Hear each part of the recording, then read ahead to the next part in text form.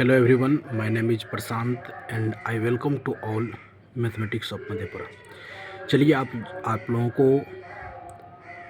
एडम्पोटेंट matrix के बारे में बताएंगे, जो बेहतरीन टॉपिक्स है और स्टेट एग्ज़ाम में बार बार इससे क्वेश्चन आते हैं।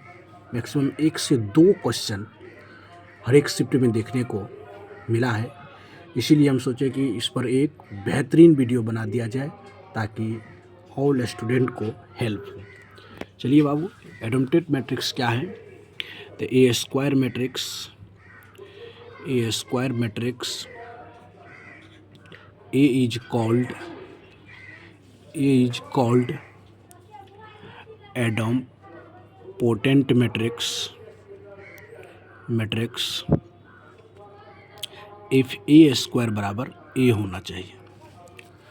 एडम्पोटेंट मैट्रिक्स क्या है? A square matrix A is called idempotent matrix if A square बराबर ए, यानी जब हम मैट्रिक्स को अपने आप से मल्टीप्लाई करें तो वही मैट्रिक्स वापस मिल जाए तो उस मैट्रिक्स को एडम्पोटेंट मैट्रिक्स कहते हैं।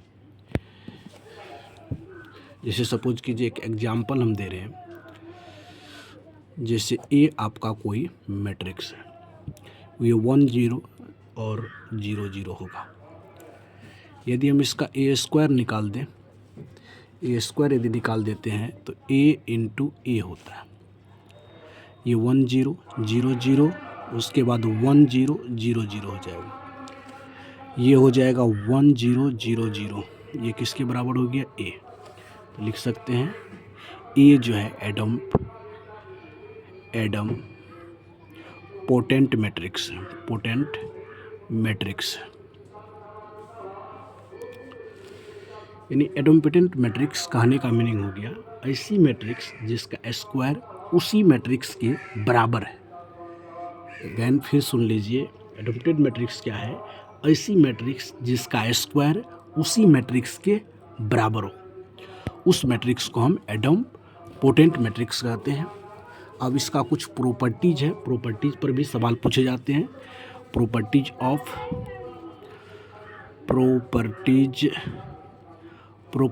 ऑफ एडम्पोटेंट मैट्रिक्स,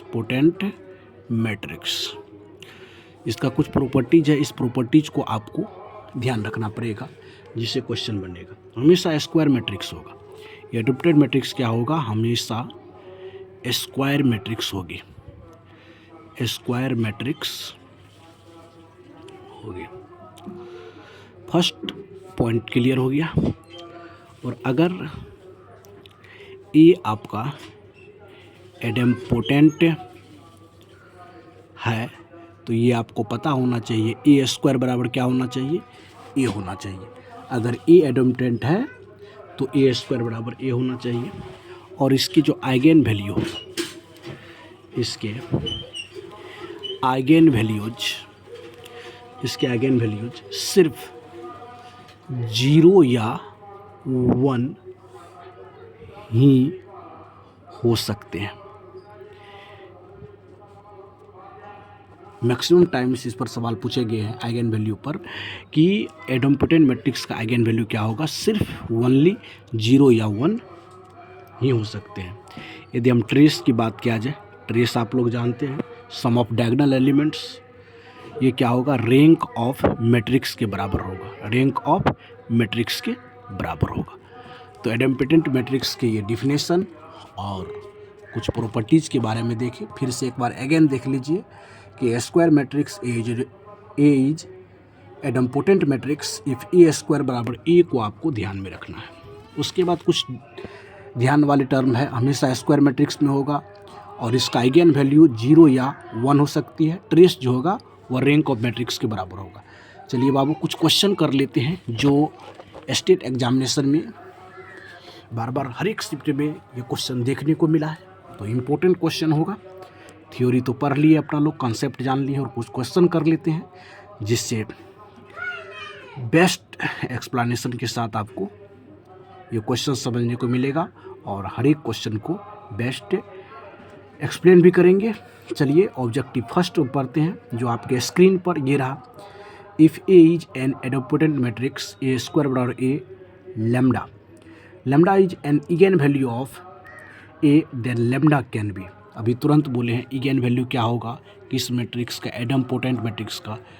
तो 4 ऑप्शन भी दिया हुआ है, देखिए -1, 0 या 1, 2 एनी रियल नंबर, तो बी ऑप्शन हो जाएगा। अभी तुरंत पढ़े हैं कि एडम्पोटेंट मैट्रिक्स का जो इगेन वैल्यू होगा 0 और 1 होगा केवल।